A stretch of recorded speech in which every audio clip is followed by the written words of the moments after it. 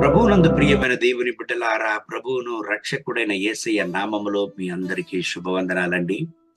యోబు పుస్తకము 42వ అధ్యాయం 2వ వాక్యాన్ని చదువుకుని ఈ రోజు కొరకు మనము ప్రార్థన చేద్దాం. నీవు సమస్త క్రియలను చేయగలవనియు, నీవు ఉద్దేశించినది ఏదియో నిష్ఫలము కానేరదనియు నేనిప్పుడు తెలుసుకుంటుని.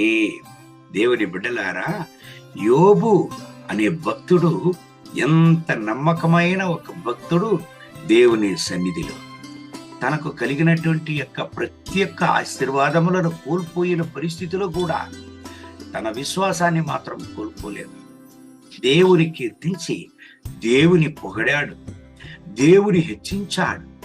ఆయన చెప్తున్నాడు, చూడండి, దేవా, నీవు చేయదలచినది నా జీవితంలో ఏనాటికి నిష్ఫలము కానేరదు. దేవుని బిడ్డలారా, ఈనాటికి మీరు కూడా కన్నీటి పరిస్థితిలో ఉంటున్నారా? మీకు కలిగిన సకలము మీరు కోల్పోయారా?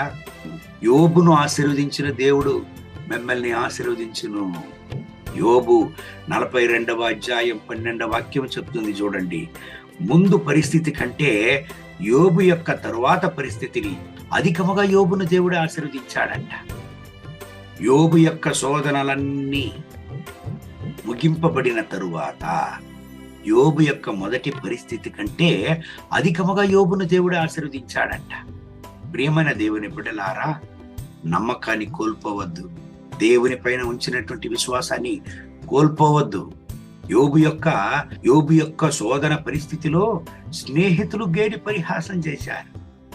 సొంత భార్యనే ఆయనను దూషించినది. దేవుని బిడ్డలారా, దేవుడు సకలము మీ జీవితంలో చేయగల దేవుడుగా ఉంటున్నాడు. ఆయన సర్వశక్తిమంతుడు. ఆయన నిన్న నేడు ఎల్లప్పుడూ ఏకరీతిగా ఉంటున్నాడు. యోబును చెయ్యవదలని దేవుడు మిమ్మల్ని చెయ్యవదలడు.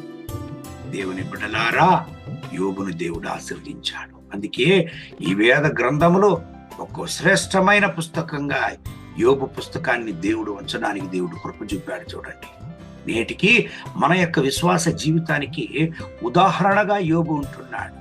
ప్రియమైన దేవుని బిడ్డలారా, మీ జీవితములో దేవుడు చేయదలచినది నిష్ఫలము కానేరదు. ఎవ్వరు ఏ ఆటంకంగా నిలిచినా, ఎవ్వరు ఆటంకాన్ని తెచ్చినా, ఎవ్వరు మీకు ఆటంకంగా నిలిచినా, ఎవ్వరు మీకు విరోధంగా వచ్చినా ఆయన మిమ్మల్ని చెయ్యి వదులాడు. మీతో కూడా ఆయన ఉండి ఆయన యొక్క శక్తిని బయలుపరచను. యోబు జీవితంలో చేశాడండి, మీ జీవితంలో చేయను. ఈ వాగ్దానం ప్రకారం దేవుడు మిమ్మల్ని ఆశీర్వదించి ఈ రోజంతా నడుపును గాక. కళ్ళు మూసి ప్రార్థన చేద్దామండి. మహోన్నతమైన ప్రభువా, ఈ ఉదయకాల సమయంలో నా ప్రియ సహోదర సహోదరుల కొరకు ప్రార్థన చేస్తున్నాను. వీళ్ళను ఆశీర్వదించండి. మీ కృపా కనికరాన్ని వీళ్ళపై దించండి.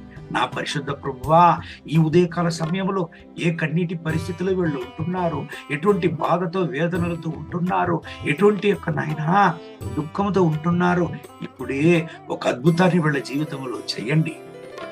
సర్వశక్తిమంతుడా, మీరు సర్వశక్తి గల దేవుడు. యోబు జీవితంలో నిరూపించారు.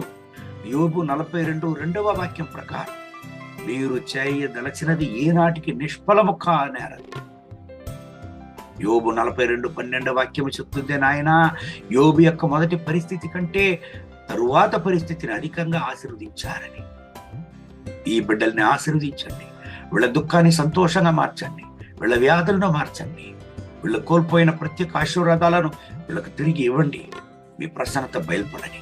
మహిమ ఘనత స్తుతి మీకే. యేసయ్య నామములో వేడుకుంటున్నాం మా ప్రియ పరలోకపు తండ్రి. ఆమేన్. ఆమేన్.